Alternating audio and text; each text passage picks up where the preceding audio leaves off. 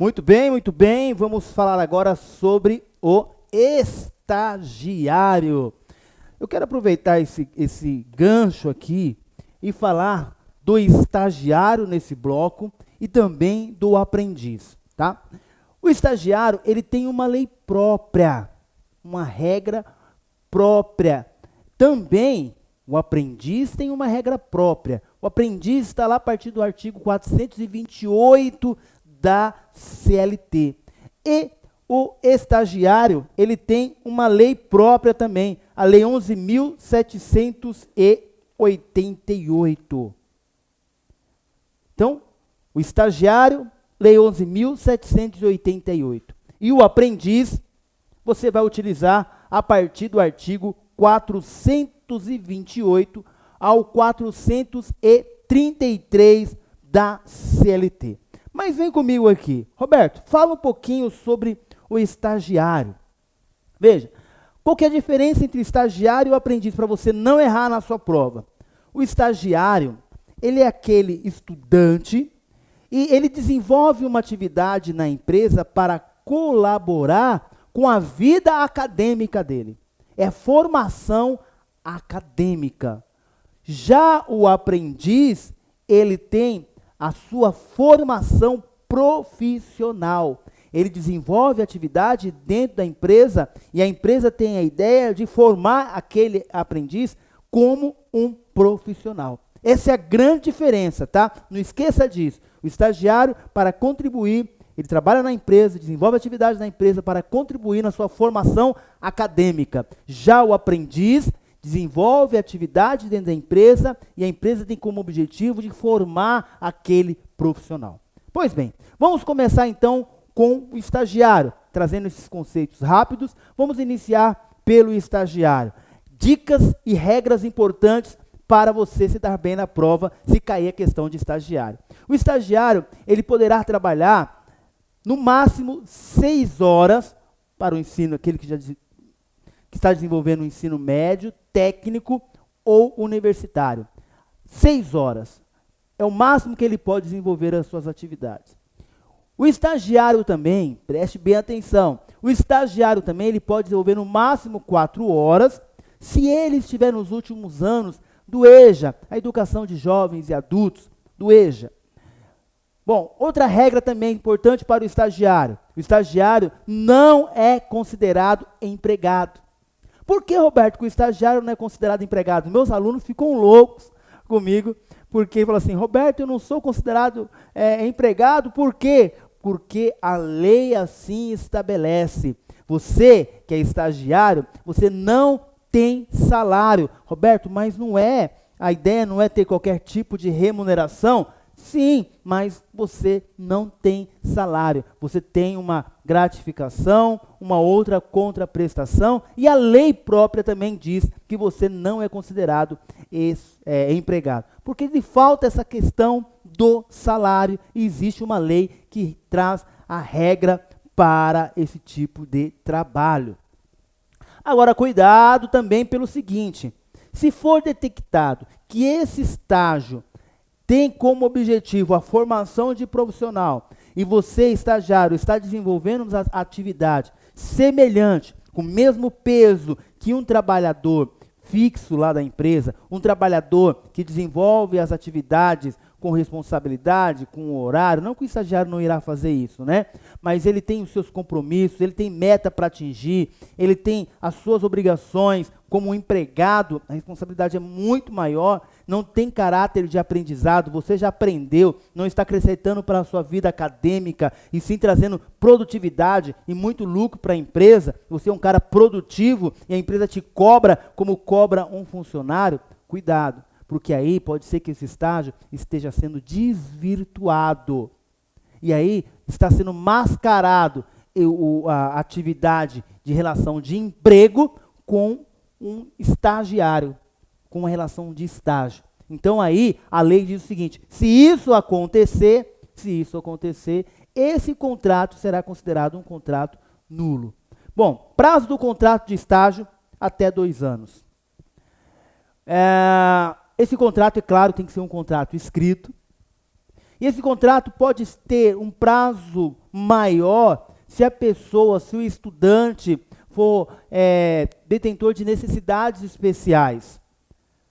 Necessidades especiais. Então, poderá ter o prazo prorrogado, mas o prazo máximo desse contrato de estágio é de 2 anos. Tudo bem? Essas são as características do estagiário. Agora, Roberto, fala um pouquinho então agora do lado de cá, as características do aprendiz. Veja, a Constituição, lá no artigo 7º, diz que é vedado o trabalho para o menor de 16 anos. Então, menor de 16 anos não pode trabalhar, salvo na condição de aprendiz. Então, o menor de 16 anos não poderá desenvolver a atividade, salvo na condição de aprendiz a partir dos 14 anos. Tudo bem? Então, o menor, ele só pode desenvolver a atividade a partir dos 16. Abaixo disso, a partir dos 14, na condição de aprendiz, lá do 428. O menor também, ele não pode desenvolver, em hipótese alguma, trabalho noturno, insalubre e perigoso. Trabalho noturno, insalubre e perigoso só a partir dos 18. Outro tipo de trabalho a partir dos 16. A partir dos 16, desde que não envolva trabalho noturno, perigoso ou insalubre. Fora isso, só na condição de aprendiz a partir dos 14. E o aprendiz é considerado empregado, Roberto? Sim, o aprendiz é considerado empregado, inclusive ele tem a sua anotação em carteira, com o seu salário, a função, e ele pode desenvolver as atividades até 8 horas diárias, se ele já terminou o ensino fundamental. Se não, só pode desenvolver atividade até 6 horas diárias. E aí, para a formação profissional deste empregado. O que pode cair na sua prova é a respeito do fundo de garantia. O recolhimento do fundo de garantia do menor aprendiz é de 2%. Ele tem a sua carteira assinada, ele tem o seu salário, 13º, férias, só que o recolhimento do fundo de garantia dele é de 2% e não de 8%, como um trabalhador comum. Agora, vamos trazer os aspectos importantes aqui no quadro, para a gente poder fechar aprendiz e estagiário, estagiário e aprendiz. Vamos ver a diferença entre um e outro, né? Olha lá, então o estagiário, ele não é considerado empregado. A ideia é de contribuir com os estudos, a vida acadêmica dele. Então ele não tem salário. Se ele não tem salário, cai o requisito da onerosidade. Lei 11.788 de 2008, lá no artigo 1º, artigo 2º, traz para a gente quem é considerado empregado. Então é importante a leitura da lei de estágio. Ele tem direito a um recesso remunerado. Nós não falamos em férias, na prática se fala em férias, mas é um recesso remunerado. Tanto é que 1/3 é facultativo. Não é obrigado a empresa a pagar 1/3 sobre esse recesso remunerado. Então, ele trabalhou 1 ano, ele tem direito a um recesso remunerado. E 1/3 é facultativo, porque ele não é empregado, então nós não falamos de férias, e 1/3 de férias constitucional. 4 horas, se ele estiver nos últimos anos do EJA, 6 horas para técnico, ensino médio e superior. Eu já vi na prática estagiário fazendo 8 horas. É permitido, Roberto? Não. Fraude, ele é empregado. O empregador quer que ele desenvolva a atividade de um empregado comum. Está exigindo dele produtividade. Não é para contribuir para a vida acadêmica. Tudo bem? Perguntam para mim, Roberto, um trabalhador, a empresa quer, ele pede para a empresa conceder para ele as férias junto com as férias da faculdade. Um trabalhador comum, não estou falando de estagiário, que estou pegando um gancho aqui. A empresa é obrigada a conceder férias para aquele empregado junto com a faculdade? Não, só se o empregado for menor, tá? For menor de idade. Cuidado com isso aí. Aproveitei o gancho, isso aí eu já vi muito em prova isso. Contrato de 2 anos, exceto se ele for Não gosto muito dessa palavra portador, mas é assim que fala a lei, né? Portador é aquele que porta e pode deixar de portar, de ter a doença acompanhada ou a deficiência, né? Não é uma doença, uma deficiência. Então não gosto desses termos, tá? Portador de deficiência. Aquele que tem necessidades especiais. Aí o contrato pode ser ampliado para mais de 2 anos. Pode ocorrer a descaracterização lá do artigo 3º, parágrafo 2º e parágrafo 15. O que quer dizer isso?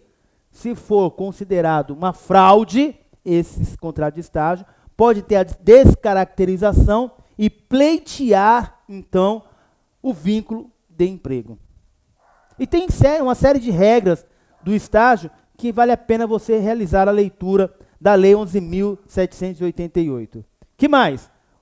E a regrinha do aprendiz, Roberto? Também está aqui, ó. Artigo 428 ao 433, dos 14, agora cuidado, dos 14 aos 24 anos é o prazo, são as idades que podem desenvolver atividade de aprendiz. É a formação profissional. E aí, claro, nós temos uma lei própria também que fala sobre o aprendiz. Não dá para a gente explorar tudo aqui, é muita coisa, mas os principais aspectos estou trazendo para você e confiando que você vai fazer a leitura depois desses dispositivos, tá? Do artigo 14 ao artigo 14. Dos 14 aos 24 anos é a idade que pode se realizar o trabalho de aprendiz, salvo se aquele tiver necessidades especiais.